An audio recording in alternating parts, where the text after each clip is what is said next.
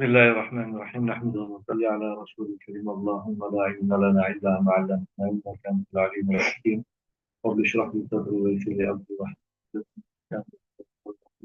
عقدة رب يسر ولا تكسر وانت بالخير وبك نستعين يا فتاح فتاح العليم بسم الله الرحمن الرحيم وعن أبي رافع رضي الله عنه قال قال رسول الله صلى الله عليه وسلم لا ألفين أحدكم متكئا على أريكته يأتيه أمر مما أمرت به أو نهيت عنه فيقول لا أدري ما وجدنا في كتاب الله آه، اتبعناه رواه أحمد وأبو داود والترمذي رواه أحمد وأبو داود والترمذي وابن ماجه والبيهقي في دلائل النبوة أبو رافع رضي الله عنه narrated Rasulullah sallallahu alaihi wasallam I not find any one of you sitting on his or reclining on his couch. When a matter comes to him, my matters from that which I commanded with or prohibited from, and he says that I do not know, now I just not that we have not found it in the book of Allah, or that which you find in the book of Allah subhanahu wa ta'ala. اتبعناه that we follow it رواه أحمد التشهد رواية أحمد أبو داود تلميذ ابن ماجه and بيهقي. Yes.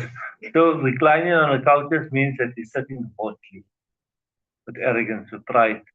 And no one should slack in seeking knowledge of the hadith, and nor should he give up learning religious studies, right?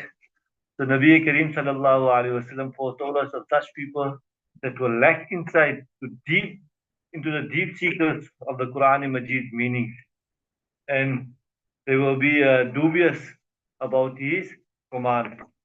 So these people will suppose that the injunctions of the Sharia depend only on the Quran.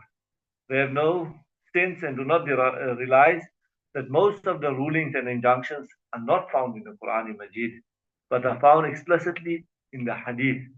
Right?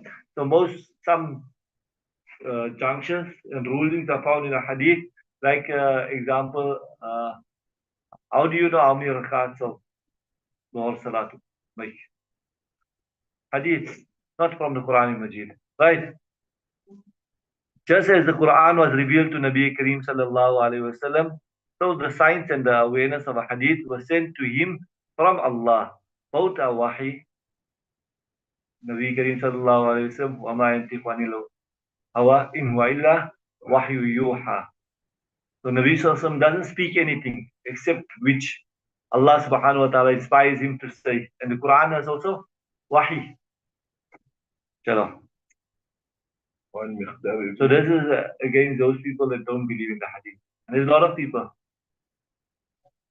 nowadays, a lot of people, they believe only in the Quran. Yeah, there's few hadith that Nabi Karim sallallahu alaihi wasallam told us that we can come.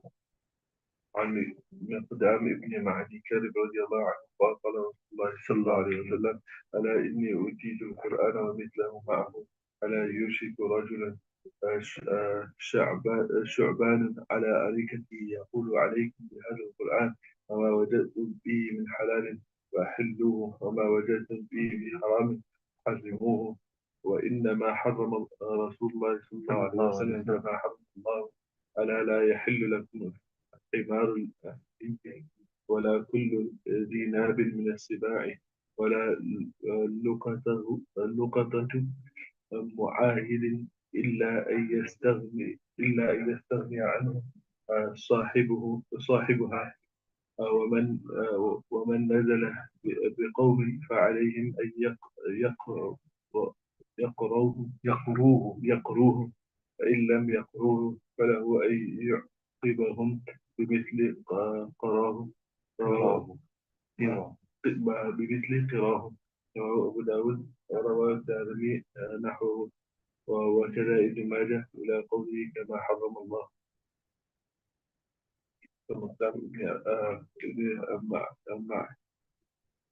مع ذكر رضي الله عنه صلى الله عليه وسلم indeed a term of somewhere إني أوتيت القرآن that I've been sent with the Quran yes and like it yeah and it's like something like it so I should not find a man who is reclining on clothing say that according to this Quran, what you find it is from halal, then take it to be halal. And that which you find from it haram, take it to be haram. And indeed, that which Rasulullah sallallahu alaihi wasallam makes haram is like that which Allah subhanahu wa ta'ala makes haram. فلا لا يحل لكم الحمار. So behold that a house or a domesticated donkey is not halal for you, and nor is a hunting animal was fine.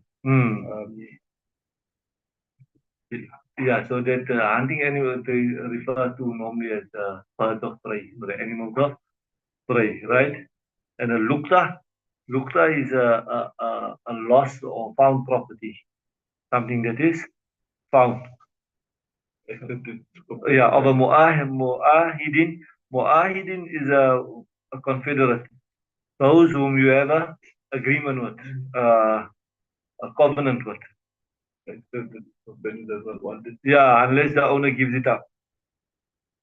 And that which comes on the people. Yes, if a guest comes down to visit some people, then they must serve him.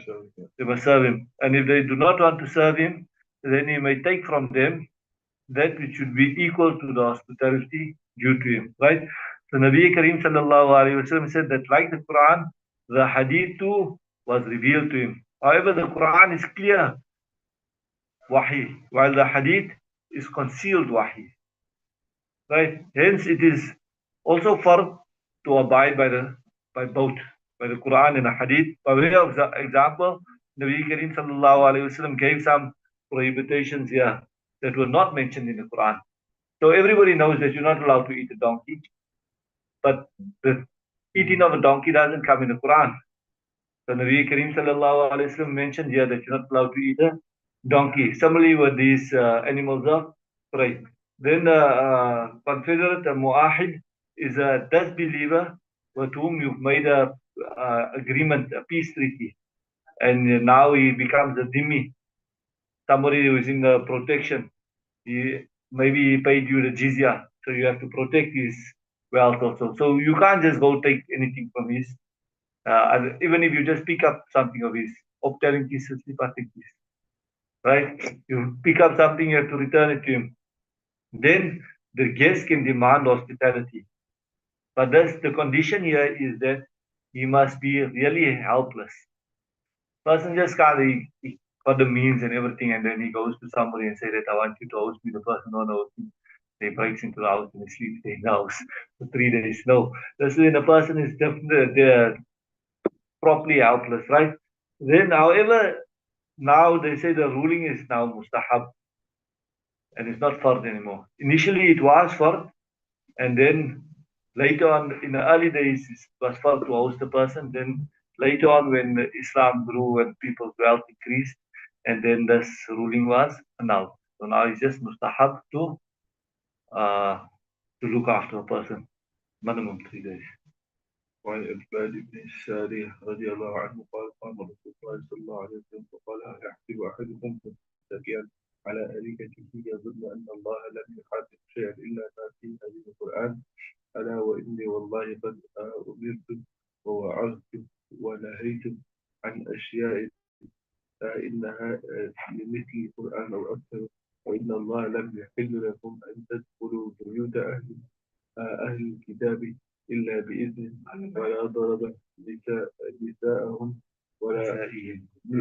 ولا ضرب نسائهم ولا أكل ثمارهم إذا أعطوك كم الذي عليهم أبو داود وفي إسناده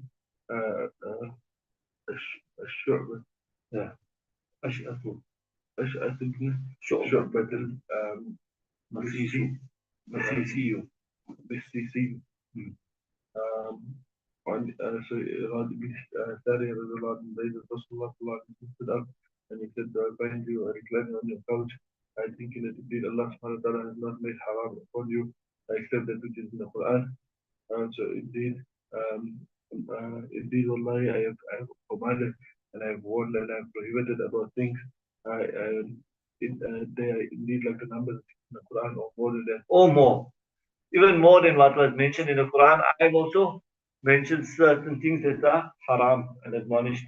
Allah subhanahu wa ta'ala has made halal for you to enter the house of the people of the book except with permission, and not to oppress the women folk, and not to eat from their fruit when they have given, um, which was compulsory upon them. Yes, so when they have given the jizya, then you cannot just go and eat the fruit. They give jizya and they pay the ushar, then you can't go and just eat the fruit. Then their wealth is also protected as how your wealth is protected. So this is to emphasize Nabi Kareem sallallahu alayhi wasallam's commands that though it is not found in the Quran Majid, also it is fard and it is wajib to obey his commands. Now we can't go and disobey Nabi Kareem sallallahu alayhi wasallam. وأن الله صلى بنا رسول الله صلى الله عليه وسلم. Leave it.